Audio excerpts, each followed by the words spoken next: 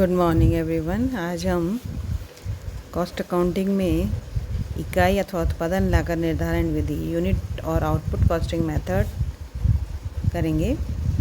यानी लागत लेखांकन के अंतर्गत इसका लागत लेखांकन का प्रमुख उद्देश्य ये होता है कि जो भी उत्पादन किया जा रहा है उसकी कुल लागत और प्रति इकाई लागत ज्ञात की जाए और विभिन्न प्रकार के उत्पादों और सेवाओं की लागत का निर्धारण करने के लिए विभिन्न रीतियों को काम में लिया जाता है। तो यूनिट कॉस्टिंग या इकाई लागत निर्धारण विधि भी उनमें से एक है और यह विधि उन संस्थाओं में काम में ली जाती है जहां उत्पादन की इकाई समान प्रकार की होती है। यानी ये ऐसी संस्थाएं जहां की उत्पादन समान प्रकार की इकाइयों का होता है, उत्पादन निरंतर चलता रहता है और लागत इकाइयाँ भौतिक व प्राकृतिक रूप से समान होती हैं, तो वहाँ इस यूनिट कॉस्टिंग मेथड को काम में लिया जाता है। जैसे ईंटों के भट्टे, कोयले की खान, आटा मिल, चमड़ा उद्योग, सीमेंट उद्योग, चीनी उद्योग, तो ऐसे कई ऐसे उद्योग हैं जहाँ की इस यूनिट कॉस्टिंग मेथड को काम में लिया जाता है उत्पादन की लागत ज्ञात करने के लिए। तो वेल्डन ने कहा है कि उत्पादन लागत निर्धारण अथवा इकाई लागत निर्धारण की एक ऐसी विधि है जो उत्पादन इकाइयों पर आधारित है, जहां निर्माण कार्य निरंतर होता रहता है तथा यह इकाइयां समान प्रकार की होती हैं या उन्हें अनुपातों द्वारा एक समान बनाया जा सकता है। तो ऐसी जगह जहां की उत्पादन एक ही प्रकार की इकाई का हो रहा है, वहां इस मेथड को काम में लिया जाता है। तो इस विधि का प्रयोग जिन उद्योगों में किया जाता है उसमें आ जाता है खान उद्योग, चीनी उद्योग, ईंट के भट्टे, सीमेंट, चमड़ा उद्योग, दुग्ध उद्योग, सूत उद्योग, आटा मिल, कोयला उत्पादन, चाय उत्पादन, ऐसे बहुत से उद्योग हैं जहां इसको काम में लिया जाता है। अब इकाई लागत निर्धारण के उद्देश्य क्या हैं? तो यूनिट कॉस्टिंग मेथड के जो उद्देश्य हैं उनमें पहला उद्देश्य आता है कुल लागत में प्रति इकाई लागत ज्ञात करना, यानी to find out total cost and cost per unit. यानी इस विधि का प्रमुख उद्देश्य यही है कि जो भी उत्पादन किया जा रहा है उस उत्पादन की गई वस्तु की कुल लागत और प्रति इकाई लागत ज्ञात की जाए।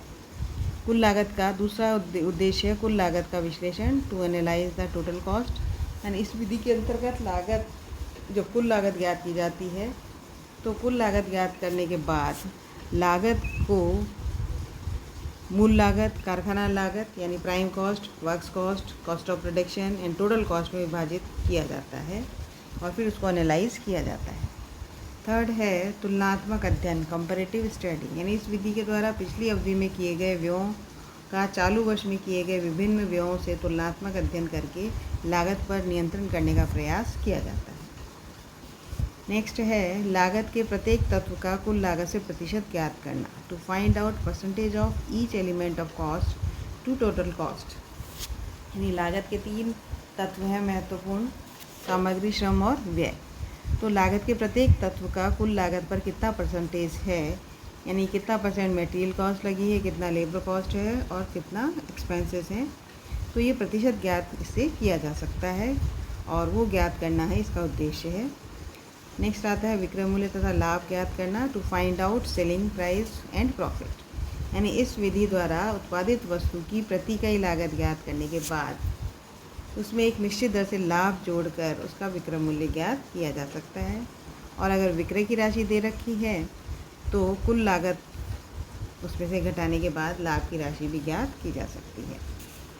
नेक्स्ट है निविदा मूल्य ज्ञात करना, to find out tender price. यानी कभी कभी ग्राहकों से आदेश प्राप्त करने से पहले ही उन्हें उस वस्तु का विक्रय मूल्य बताना होता है और कार्य को पूरा करने से पहले ही जब उसकी अनुमानित लागत ज्ञात की जाती है तो उसे उसका टेंडर प्राइस या निविदा मूल्य कहते हैं। और इस विधि के द्वारा पिछली अवधि की लागतों के आधार पर किसी भी नए ऑर्डर को पूरा करने के लिए उसकी टेंडर प्राइस का निर्धारण किया जाता है। अब बात आती है कि लागत संग्रहण यानी कॉस्ट कलेक्शन। उत्पादन लागत और प्रति इकाई लागत ज्ञात करने के लिए जो खर्चे होते हैं उनको अनुभाजन या विश्लेषण करने की आवश्यकता नहीं होती, क्योंकि सभी जो यूनिट कॉस्टिंग मेथड ऐसी जगह काम में लिया जा रहा है जहाँ की एक ही प्रकार की वस्तु का उत्पादन किया जाता है। एक ही किस्म की वस्तु जब बनाई जाती है तो जो भी खर्चे हैं उनको कुल लागत को प्रत्यक्ष सामग्री, प्रत्यक्ष श्रम और प्रत्यक्ष व्यय और उपरिव्यय के अंतर्गत वर्गीकृत कर दिया जाता है। तो एक निश्चित अवधि की कुल उत्पादन लागत में उस अवधि में निर्मित इकाइयों का भाग देकर फिर प्रति इकाई लागत ज्ञात कर ली जाती है।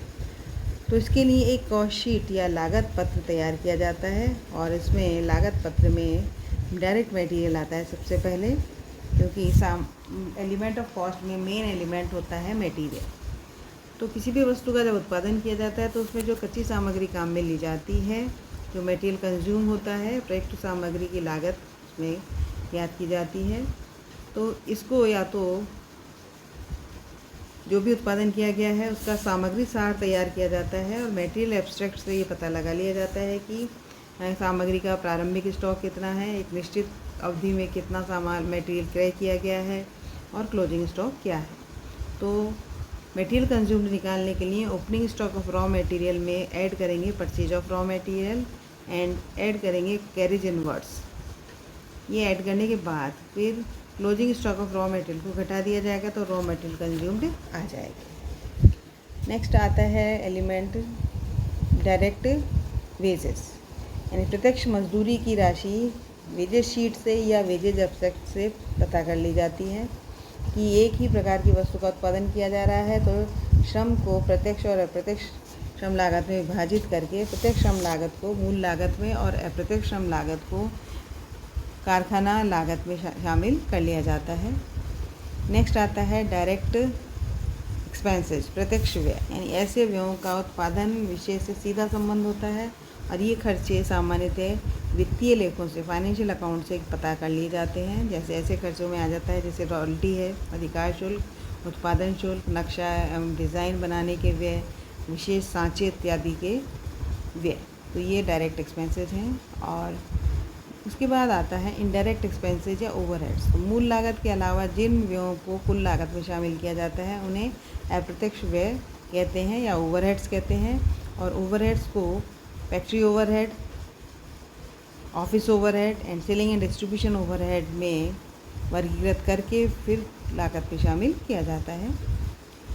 अब बात आती है कि लागत इकाई, कॉस्ट यूनिट, यानी किसी भी वस्तु की लागत ज्ञात करने से पहले ये निर्धारित किया जाता है कि उसके लिए कौन सी यूनिट को काम में लिया जाएगा। तो कुल उत्पादन को निश्चित इकाइयों में विभाजित करके प्रति इकाई लागत जब ज्ञात की जा सके। तो इकाई लागत से मतलब है उत्पादन अथवा सेवा की मात्रा की इकाई से है जिसके संबंध में लागत ज्ञात की जा सके। तो जैसे खान उत्पादन है, खान उत्पादन में प्रति टन इकाई को काम में लिया जाएगा। ईंट उत्पादन है तो प्रति 1000 टन, यानी जब हम लागत ज्ञात करेंगे तो प्रति 1000 ईंट के हिसाब से हम इसकी यूनिट कॉस्ट ज्ञात करेंगे। चीनी उत्पादन में प्रति क्विंटल के आधार पर, दुग्ध उत्पादन में प्रति लीटर, कोयला उत्पादन में प्रति टन, सीमेंट उत्पादन में प्रति टन। तो विभिन्न उत्पादों में जो जो इकाइयाँ काम में ली जाती हैं पहले वो इकाई निर्धारित की जाती है, फिर उसके बाद आता है इकाई लागत ज्ञात करने की विधियाँ, methods of ascertaining unit cost. तो किसी भी निश्चित अवधि में वस्तु की कुल लागत और प्रति इकाई लागत ज्ञात करने के लिए जो विवरण पत्र तैयार किए जाते हैं उसमें पहला आता है कॉस्ट शीट, दूसरा है स्टेटमेंट ऑफ कॉस्ट और तीसरा है प्रोडक्शन अकाउंट। तो सभी को तैयार करने का सिद्धांत एक ही प्रकार का है लेकिन थोड़ा फॉर्मेट उनका अलग अलग है। तो सबसे पहले हम लेते हैं कॉस्ट शीट या लागत पत्र। यानी लागत पत्र किसी वस्तु के उत्पादन से संबंधित सभी प्रकार के खर्चों का एक ऐसा विश्लेषणात्मक विवरण है जो उत्पादन की कुल लागत, प्रति इकाई लागत एवं उत्पादन मात्रा की जानकारी देता है। तो लागत पत्र जब हम तैयार करते हैं तो उसमें कुल लागत, प्रति इकाई लागत और आउटपुट की इन्फॉर्मेशन हमें मिल जाती है। नेक्स्ट आता है स्टेटमेंट ऑफ कॉस्ट, यानी जब किसी वस्तु की उत्पादन की प्रत्येक मद की प्रति इकाई लागत ज्ञात करना ज़रूरी न हो तो कुल लागत और लाभ हानि ज्ञात करना अगर है तो हमें उसके लिए लागत विवरण तैयार करना होगा जिसे स्टेटमेंट ऑफ कॉस्ट कहते हैं।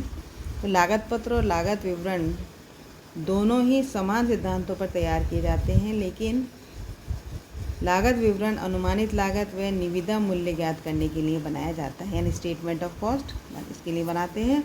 और अगर यूनिट कॉस्ट ज्ञात करनी है तो कॉस्ट शीट तैयार की जाती है।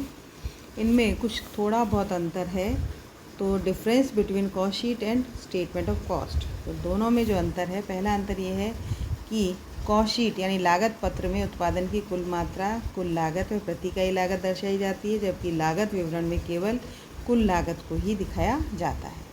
दूसरा है लागत पत्र यानी कॉस्ट शीट उत्पादन की मात्रा दी हुई होने पर ही बनाया जाता है, क्योंकि इसमें लागत के प्रत्येक मद की प्रति इकाई लागत ज्ञात की जाती है, जबकि स्टेटमेंट ऑफ कॉस्ट यानी लागत विवरण उत्पादन की मात्रा न दिए जाने पर बनाया जाता है।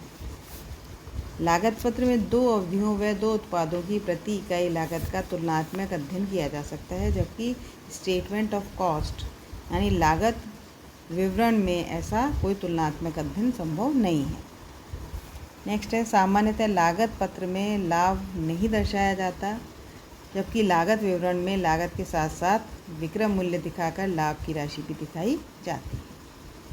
एंड लास्ट है, लागत पत्र यानी कॉस्ट शीट सामान्यतः एक निश्चित अवधि में उत्पादित की गई इकाइयों की वास्तविक लागत ज्ञात करने के लिए बनाया जाता है, जबकि लागत विवरण स्टेटमेंट ऑफ कॉस्ट भावी अवधि में अनुमानित लागत व टेंडर प्राइस का निर्धारण करने के लिए बनाया जाता है।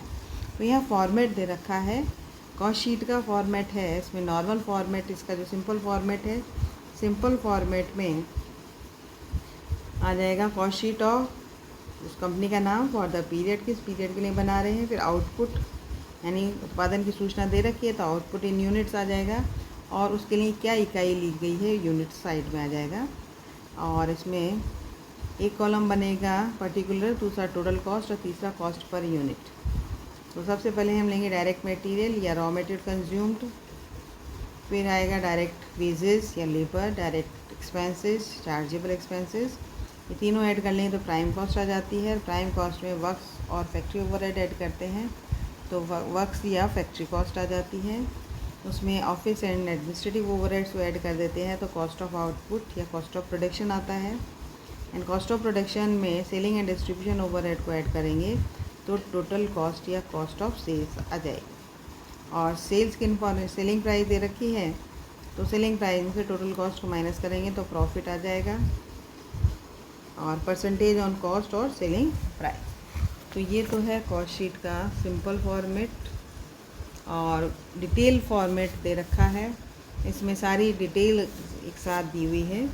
इसमें मटेरियल कंज्यूम्ड है, मटेरियल कंज्यूम्ड में ओपनिंग स्टॉक ऑफ मटेरियल में purchase of material, carriage inwards, custom duty, dock charges, freight inwards, primary packing material, ये सब ऐड करेंगे and closing stock of raw material को लेस कर देंगे तो आ जाएगा डायरेक्ट मटेरियल कंज्यूम्ड। फिर direct wages, royalty on production, other direct expenses, chargeable, ये सब ऐड करेंगे तो आ जाता है प्राइम कॉस्ट। प्राइम कॉस्ट में फैक्ट्री ओवरहेड, फैक्ट्री से रिलेटेड जितने भी इनडायरेक्ट एक्सपेंसेस हैं जिसका कि यहाँ डिटेल दी हुई है, ये सब हम इसमें ऐड करेंगे तो फैक्ट्री ओवरहेड आ जाएगा। और फैक्ट्री ओवरहेड को ऐड करके हम opening stock of work in progress को ऐड करेंगे and closing stock of work in progress अगर दे रखा है तो उसको लेस कर देंगे तो आ जाएगा फैक्ट्री कॉस्ट। फैक्ट्री कॉस्ट में ऑफिस से रिलेटेड जितने भी इनडायरेक्ट एक्सपेंसेस हैं उन सभी को ऐड कर लिया जाएगा, जो एग्जाम्पल इसमें आपको दे रखे हैं। और फिर इसको ऐड करने के बाद हम कॉस्ट ऑफ प्रोडक्शन आ जाएगी। कॉस्ट ऑफ प्रोडक्शन में अगर opening stock of finished goods को ऐड करें and closing stock of finished goods को लेस करेंगे तो आ जाएगा cost of finished goods sold. और उस cost of finished goods sold में ऐड करेंगे हम सेलिंग ओवरहेड्स, सेल से रिलेटेड जितने भी इनडायरेक्ट एक्सपेंसेस हैं वो आ जाएंगे, और फिर डिस्ट्रीब्यूशन से रिलेटेड जितने भी इनडायरेक्ट एक्सपेंसेस हैं उनको ऐड कर लेंगे तो आ जाएगा total cost of sales. Total sales दे रखी है, टोटल सेल्स में से कॉस्ट ऑफ सेल्स को हम माइनस करेंगे तो डिफरेंस आ जाएगा प्रॉफिट। तो इस तरीके से यूनिट कॉस्टिंग में हम स्टेटमेंट ऑफ कॉस्ट शीट को हम तैयार करेंगे।